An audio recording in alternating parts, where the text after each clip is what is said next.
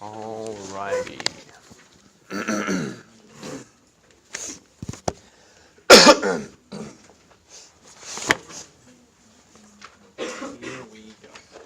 So we're going to start with 1998 Calculus BC, free response question. Yes. Do you happen to grade my quiz? Yes. Yes, I can show it to you later though. Okay. And the grade should be actually in if you want to know what your grade is. I think I put it in already. So, anywho.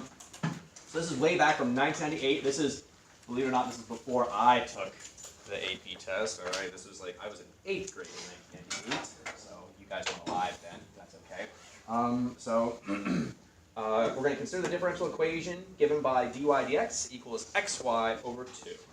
Okay, so letter A there, on the axis provided, below, sketch a slope field for the given differential equation at the 9 points indicated. Okay, so it's super important here, we recognize we're given 9 points. Okay, so you better make sure you're doing 9 slopes in here. So I see 1, 2, 3, 4, 5, 6, 7, 8, 9. Okay, so it's these 9 slopes we want to give. Alright, so again, you can kind of go about this any way that you would want. Alright, my recommendation though, of course, is that looking at our differential equation, any slope, I like to see like when I'm going to get like 0 slopes because those are like the easiest to graph. Any slope on the y-axis, right, it's going to have an x-coordinate of 0, and 0 times y is going to be 0 over 2 will still be 0. So all these slopes here on the y-axis will be nice horizontal little slopes. Okay? And then again, my recommendation, just kind of help you with your calculations, is to either, kind of like move vertically or move horizontally when you're doing your calculations, okay? I'm going to go ahead and take care of moving vertically because that's going to take care of 3 points each time, all right? So that just allows you to hold at least one of your coordinates the same, right, to be the same. So for example, all these points here are going to have an x-coordinate of 1, so it's just going to be 1 times my y divided by 2. So just whatever y-coordinate I have, it's going to be times 1 divided by 2. So that's going to be, or times 1/2 in other words. So in other words, my slope here is going to be 1 times 1 over 2, so 1/2. So my slope will be something like this. Okay. Again, to kind of like help you make sure you're doing a 1/2 slope, right? You can actually count down 1 and left 2, and you know that your slope's going to have to like aim towards this point right there. Okay, because that would be a 1/2 slope, right? Positive 1/2 slope. All right. And I would do 1, 2. Okay, so 1 times 2 is 2, divided by 2 is 1. So it's a 1 slope, which means I could go up 1, right 1, or down 1, left 1. So again, I want to be aiming towards this point right here. Okay. Hi, Can I Lindsay. see Urja for like 10 minutes? 10 minutes? I don't know, Urja, are you okay with that? It's to shoot the video for the English thing. It won't take long. Okay, 10 minutes you said, so, Yeah. all right. Okay. Thank you. That's, you're welcome, Lindsay. All right, so then 1, 3. Okay, so 1 times 3 is 3. 3 over 2 is 3/2. So again, we go up 3, right 2, or you go down 3, left 2. So we want to aim towards that point right there for our slope. All right, and the negative ones, okay, well now there's going to be all these slopes, but in the negative, right? Because it's just x that's changing to -1, but all these y values are still the same, okay? So it'll be a -1/2, so down 1, right 2, so towards that point. -1 slope, and then -3/2 slope.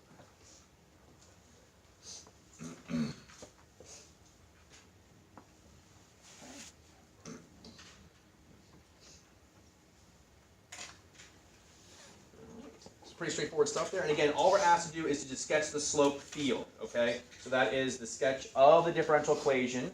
It does not ask us to sketch a particular solution, okay? So we're not given a point, so we're not told to sketch this curve. We can just leave it like that.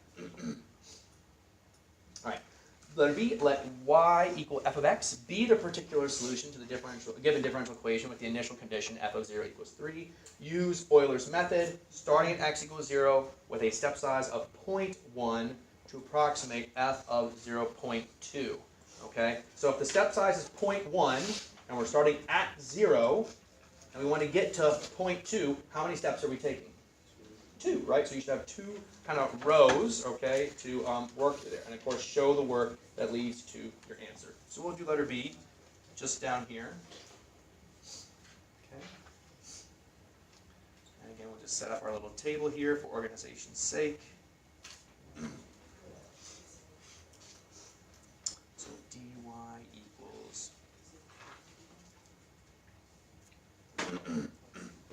instead of making it xy over 2, I'm just going to make it 1/2 xy. I just feel like it's going to be easier to write. It fits better that way, so I'm going to do it that way. Excuse me. And that'll be x plus dx, y plus dy. Okay, and of course we're starting at 0, 3. Okay, we already are told what our dx is, so sometimes we're told the number of steps, and that means we have to figure out our step size, right? We have to figure out our step size. But since we're told the step size here is 0.1, that is our dx right there. Okay, step size is 0.1. That is dx, the step size.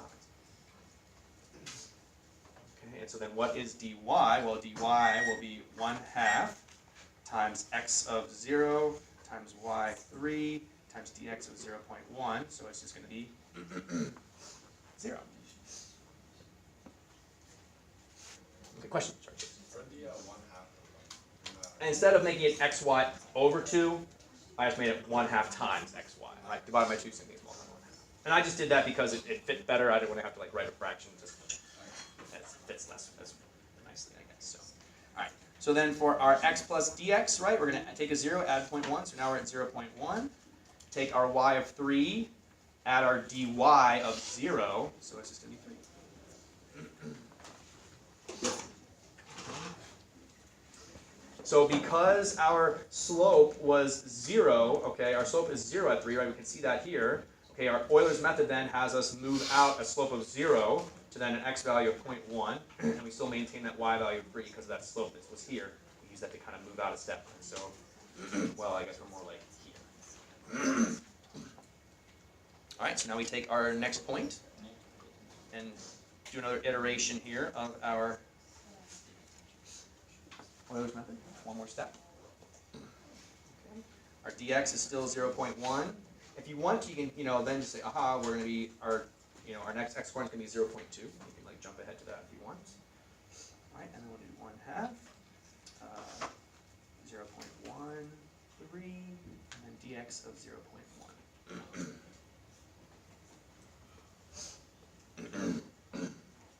Okay, so I'm going to multiply the 1/2 and the 3 together, which is 1.5 times 0.1, 0.15 times another 0.1, 0.015. Okay, kind of squeeze it in there. This becomes then 3.015.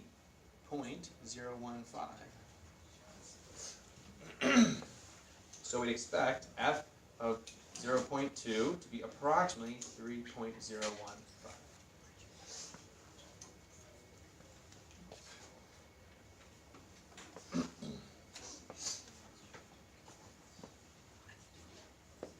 Okay, questions on any of that? Pretty straightforward stuff. Okay.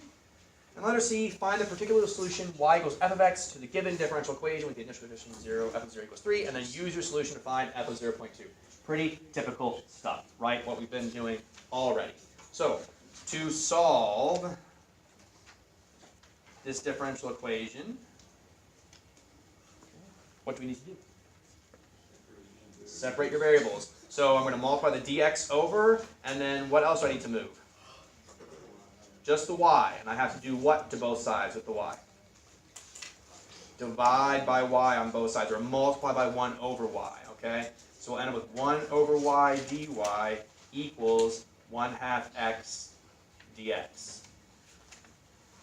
Okay, so again, the dx multiplies over, multiply both sides by 1 over y, so you have 1 over y dy, and the y there cancels. Again, instead of x over 2, I made it 1/2 x. Makes this a little bit easier today. Okay, we now integrate both sides. Integral of 1 over y, natural log of the absolute value of y, and then integral of 1/2 x, we can leave the 1/2 out. Okay, integral of x is x squared over 2, which will become 1/4 x squared plus c.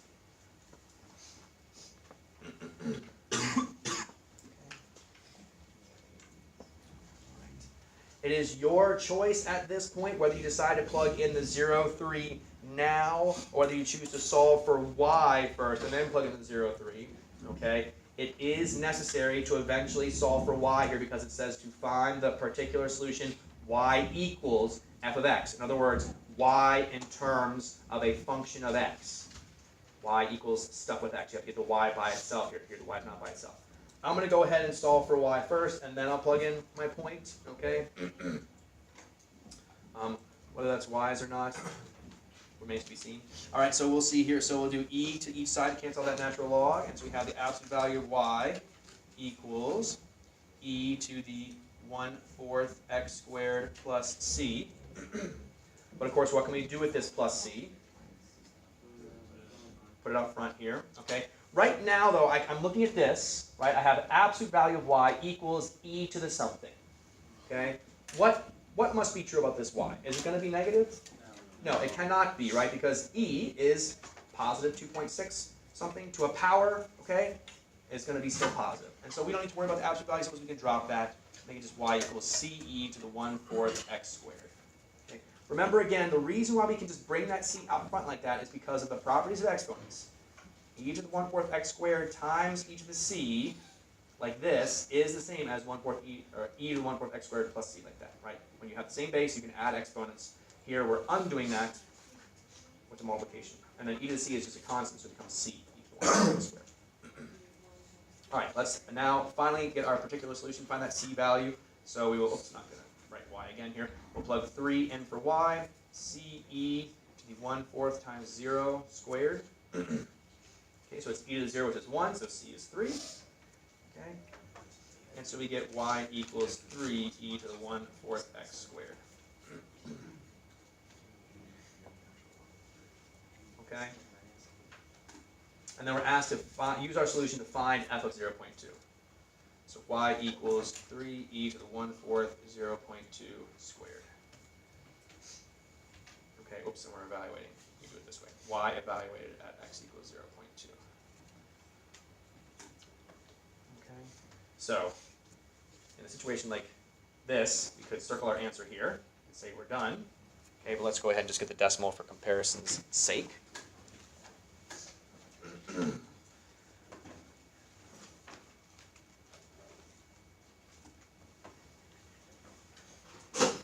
And I get about 3.030.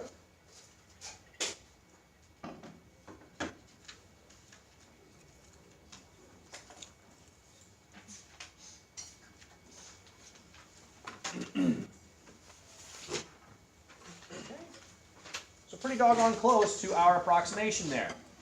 Okay, pretty doggone close to our approximation there. Okay. By the way, I did want to state, go back here at the homework that we did and look at one aspect here.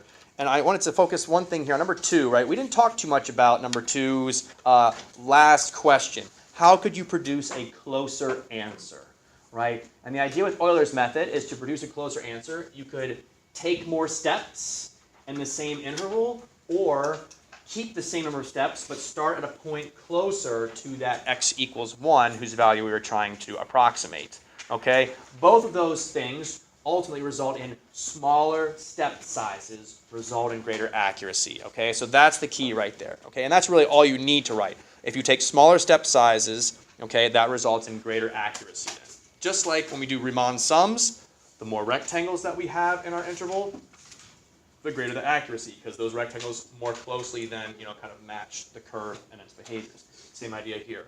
Our tangent line approximations, the more we do, the greater the accuracy.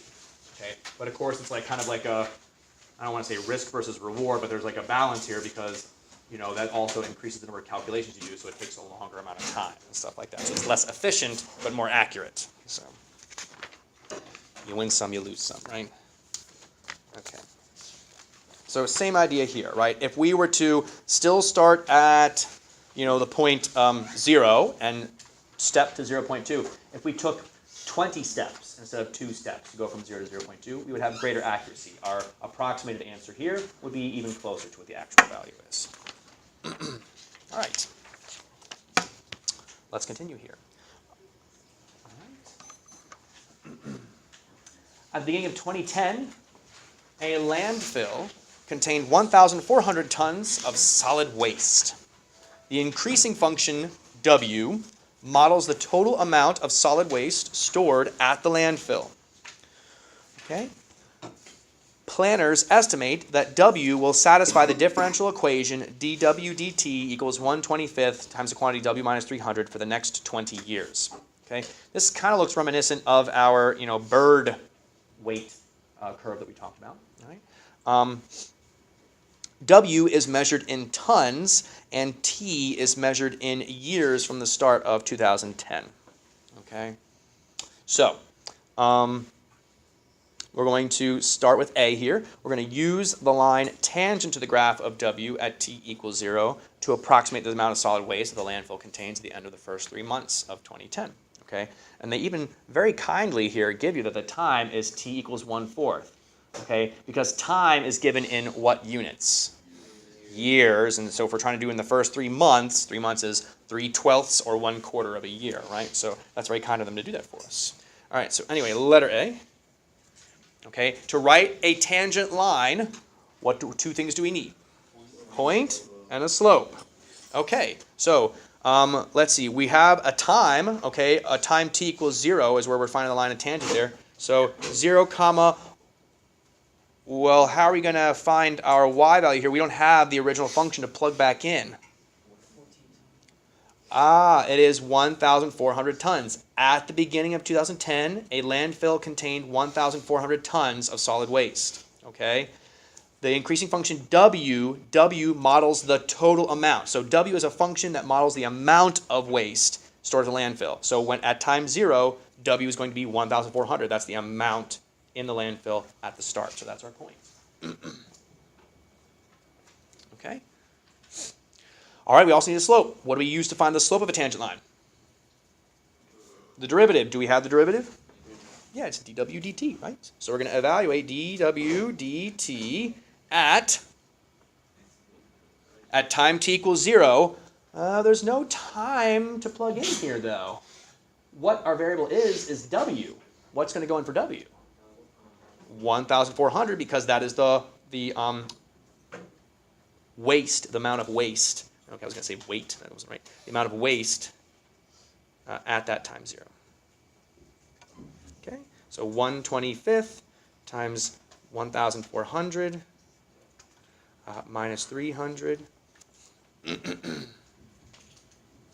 Okay, which is 1,100 over 25, right? Okay. Let's see here. So 44? Okay, thank you. 44. I got to scoot this up here.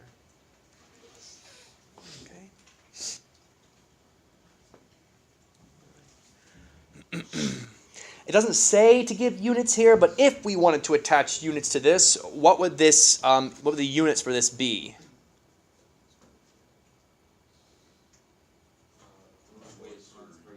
Tons of waste per year. Yeah, tons of waste. 44 tons of waste per year. Something like that would be our rate. Yep. Okay, but that's not what we're asked to do here. We're just asked to write the equation of a tangent line. So we'll write y minus 1,400 equals 44 times x minus 0. Or really, this one's super easy because you have the y-intercept. So you literally could, those of you that really do prefer your slope-intercept form, you could just write it like that. Okay, either one is acceptable. But maybe at this point I've so broken your spirits that you always use the point slope form and you don't want to use slope intercept form. Okay. So anyway, so now we have to then approximate the amount of solid waste the landfill contains at the end of the first 3 months. So we're going to plug in 1/4, right? So y equals 44 times 1/4 plus 1,400. 1/4 of 44 is 11. So 1,411 tons of waste. It's also kind of a grim problem because it talks about our growing landfills. Yes, Shelby? If it says approximate, is it okay to have an equal sign if you just solve for it? I think it's okay for us to have an equal sign here because it specifically said to use the tangent line. So this is equal to this, so I think that's okay. Yeah. Okay. Yeah. It's then if we're going to say something like W of 1/4 would be then approximately 1,411, something like that. I would say that, yeah. That's a good question, you know. So, next one, letter B. Find d squared w over dt squared in terms of w. Use that d squared w over dt squared to determine whether your answer in part A is an underestimate or an overestimate of the amount of solid waste the landfill contains at time t equals 1/4. Okay, so this thing is asking us to find the second derivative. Okay, so we're going to take the derivative of that differential equation right there. Okay, so we'll get d squared w over dt squared equals, okay, and then let's see here. I kind of want to like think of this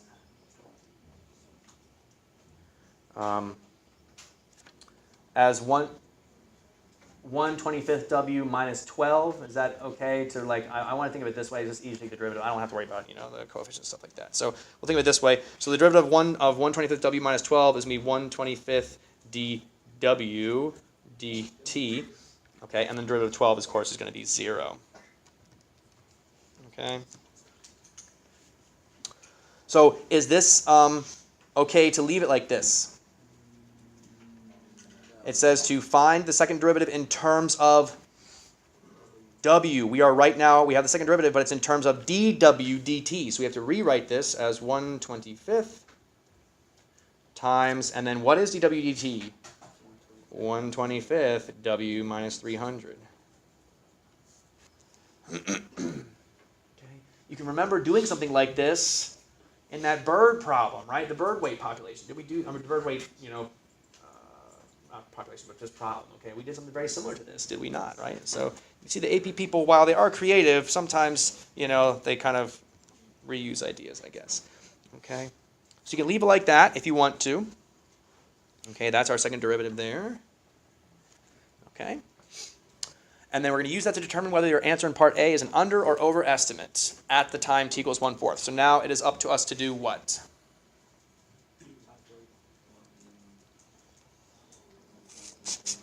So at time t equals 1/4, are we going to plug 1/4 in for w? No, right? Because 1/4 is a time. We need a amount of waste. So what amount of waste should we plug in here to kind of represent that time t equals 1/4? I'd say, yeah, the 1,411, our estimate there. Okay, we're using that estimate there. Okay? And so we're going to plug that in. Okay? Yeah, that'll be fine. Okay, so you can imagine plugging in the 1,411 minus 300 there. Okay, and that's going to be what? Greater than 0, right? Now, of course, that's just an estimate, though, right? That is just an estimate. That is just an estimate. But what do we know about the function w, the amount of waste? It is increasing. Where do we start? What amount of waste do we start with? 1,400. And we're only going to be increasing after that. So while you can think about using that 1,411, right, it's not even really necessary to use that. We can just talk about the fact that since w is increasing beyond that initial value of 1,400, okay, this will be something at least 1,400 or greater, minus 300, still positive, times 1/25, still positive, times 1/25, still positive. So we can go ahead and just say it's greater than 0 without even having to use that estimate, okay? We're told that w is increasing. So since w is increasing from its initial value of 1,400 tons, then d squared w over dt squared is greater than 0.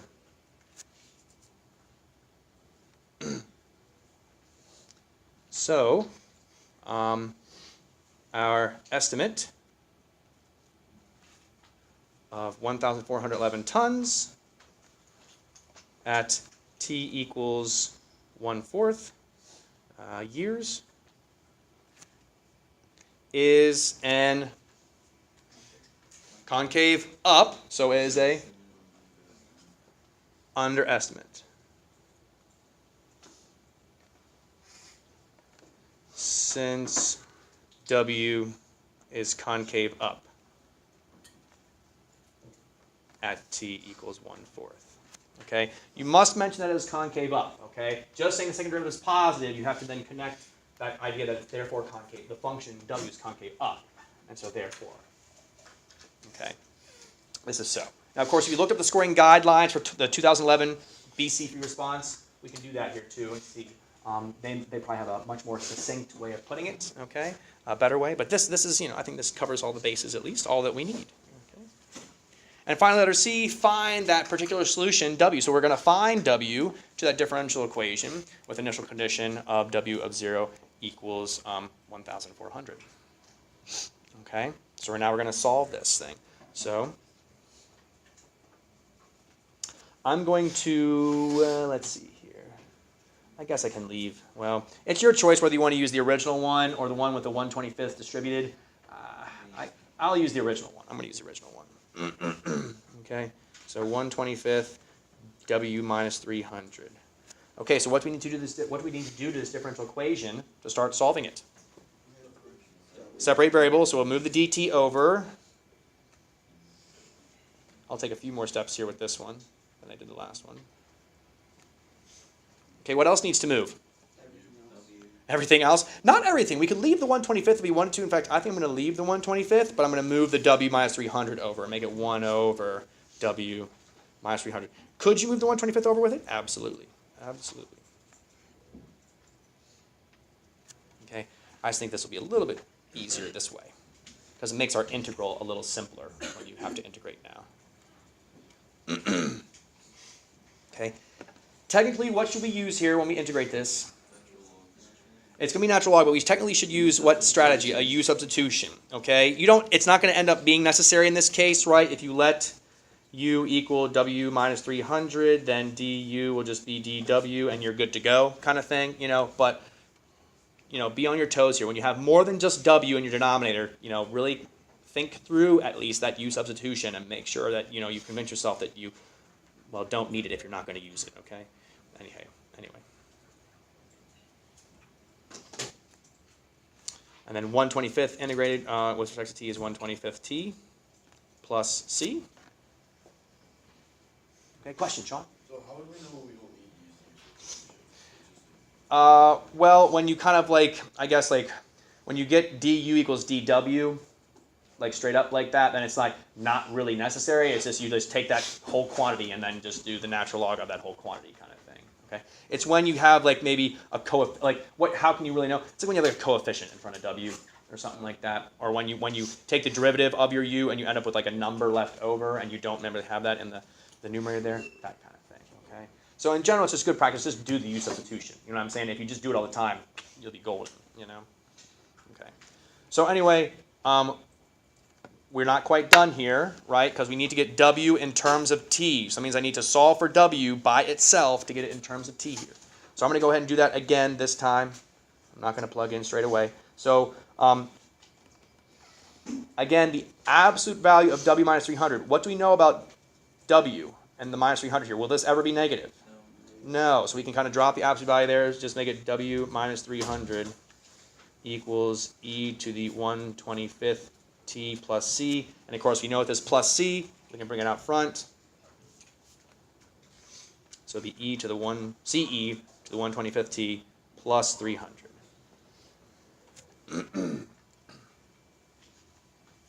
then we'll finally use that initial piece of information. 1400 equals ce to the 1/25th times 0 plus 300.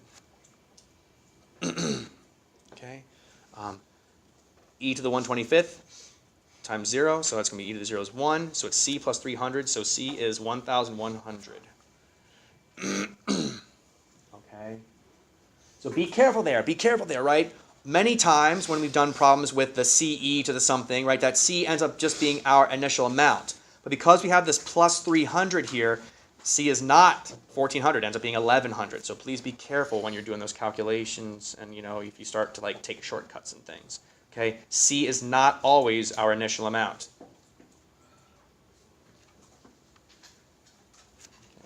there's our function.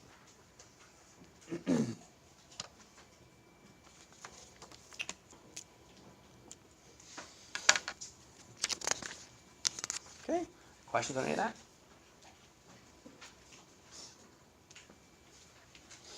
All right, well, this next one then, I'm going to put a timer up. Some of you maybe have already started on it, so I guess that really kind of ends that purpose. Okay, but if you haven't, I'm going to put a timer up here for you, okay? You'll have 15 minutes, okay, to kind of take a look at it. 15. I do declare.